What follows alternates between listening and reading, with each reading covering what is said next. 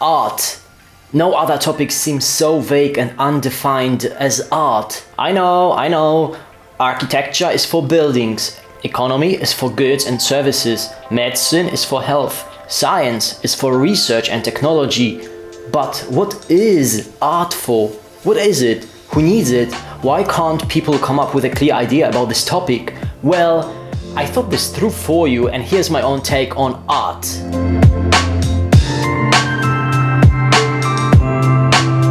The best way for me to define art is by defining what I do not mean by art, and this is important as much confusion can easily arise about this topic. When I speak about art, I don't mean design, I don't mean graphics, and I don't mean creative techniques nor skills, although they are a basis for art. When speaking about art, I also don't mean ornamentation. All those things are surely related to creativity and can sometimes be called artistry too, but they are not necessarily art. They are not what is conventionally meant by art. What is meant by art?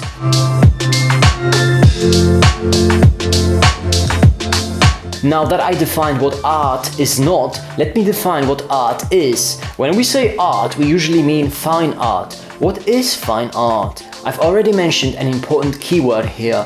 Fine art has to do with aesthetics, not with functionality or usefulness, but with aesthetic value. So what is aesthetics? Simply put, aesthetics is the concept of beauty. It is a set of principles concerned with the nature and appreciation of beauty. And there's even an entire branch of philosophy which deals with questions of beauty and artistic taste. Yes, you heard it. There's an entire domain of human thinking which asks why we find certain things beautiful. The whole point of what we usually call art is beauty. We might argue about the exact definitions of beauty, but we all understand that we need beauty in our lives, and it's about, making things look pretty. There you have it. Art is all about looking pretty. Thank you for watching. Remember to subscribe and see you in the next one. Okay, I'm just kidding. We are not done yet. However, I've just said the most important thing here. Art is about beauty, and that's all there is to it. Really. All of a sudden, the mystery isn't that mysterious anymore, and yet there's much more to unpack here, so hear me out.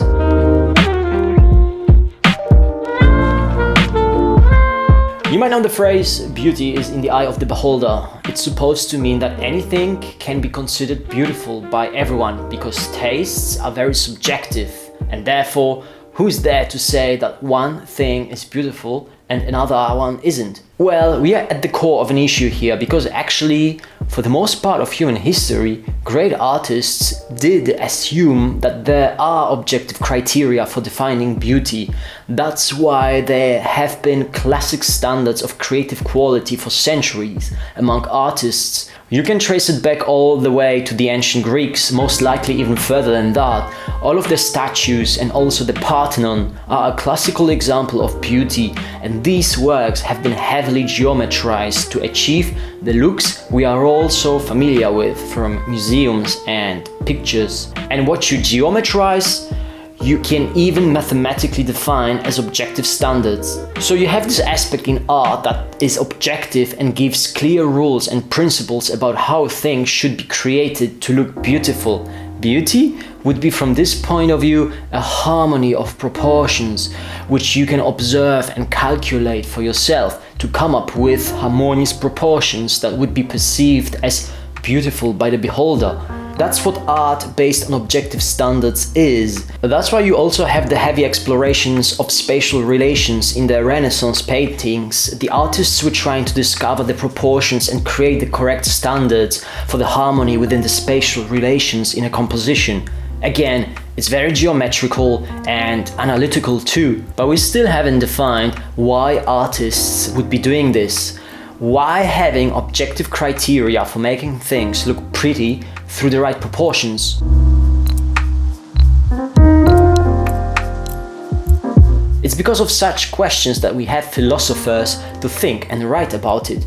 But to put it into a nutshell, it seems that we humans have an inborn sense of harmonious proportions. Take an example from music. So musical chords can be perceived by our ears and the brain as harmonious, and others just aren't.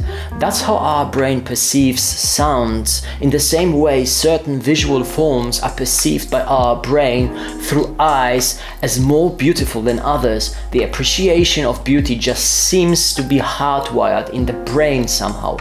We have an unexplainable instinct for visual harmony from the very start, and this instinct can be cultivated and developed further throughout our lives, so that we can say someone has a developed taste for art, which is true. A taste for art needs to be developed and cultivated, otherwise you won't have any appreciation for beautiful things. It just won't be important to you. Anyone who deals with human perception knows that there's a vast number of ways how you can perceive a thing.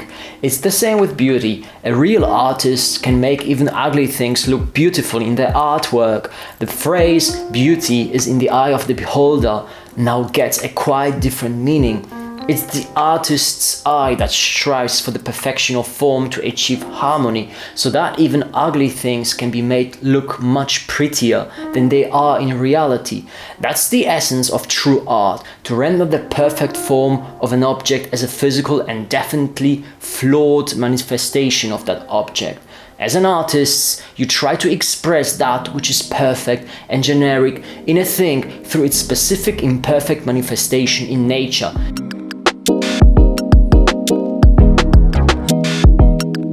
So to sum it up, we've got many things that come together to form the concept of art. We have the aesthetic sense that seems to be innate to us people.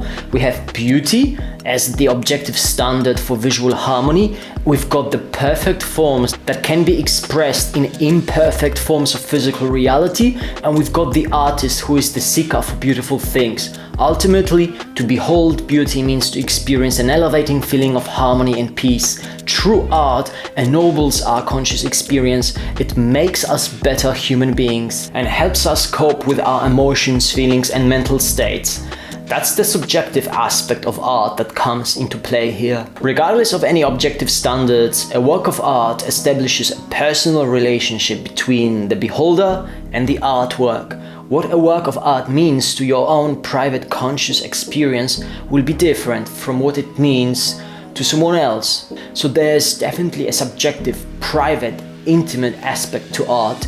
You will find your own meaning as a result of experiencing the beautiful forms in a painting or sculpture.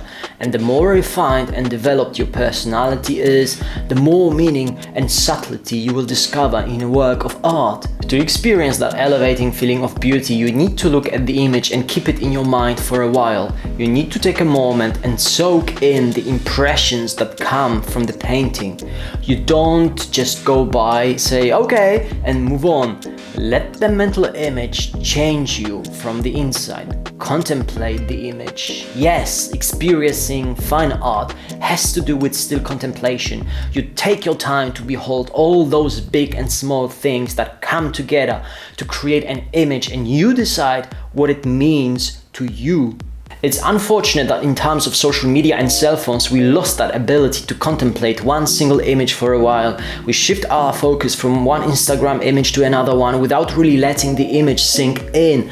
Also, because the screens are so small, there's no way to experience the grandiosity and splendor of an image. It's all like, okay, I saw it, next. You really lose that elevating, subtle connection with the work of art if you don't take your time to let it in.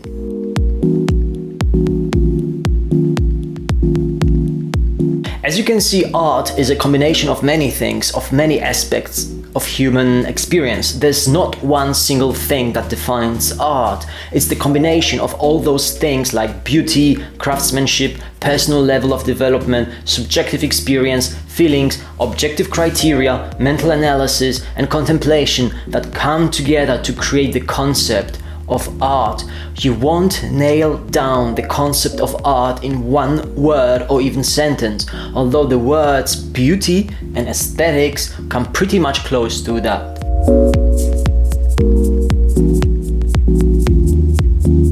There's still a few more things that I could say about art, like example, the artist's personal freedom and individualism as a condition for creativity. Art is a result of personal creation and should not yield to sanctions of public opinion. Whatever the artist has to say, they shall express it, no matter the cost. In fact, many artists have lived, suffered, and died for the art. Now, if you consider all that I have said about the essence of art, do you think that modern art reflects beauty? Or do you think that we as society have removed ourselves from the right conception of art and lost something very important on the way? I say definitely yes, but what do you think? Do you understand modern art? Do you find it beautiful or ugly? Let me know in the comments below. If you want me to make another video about art and especially how modern art relate to this classic definition of art, feel free to let me know through comments and likes. And remember to subscribe. I'm Hubi, a digital designer and video maker. I love sharing my thoughts about creativity, human nature, mindset, personal development, and travels. If there's anything special you'd like me to make a video about, also let me know in the comments below. See you in the next one.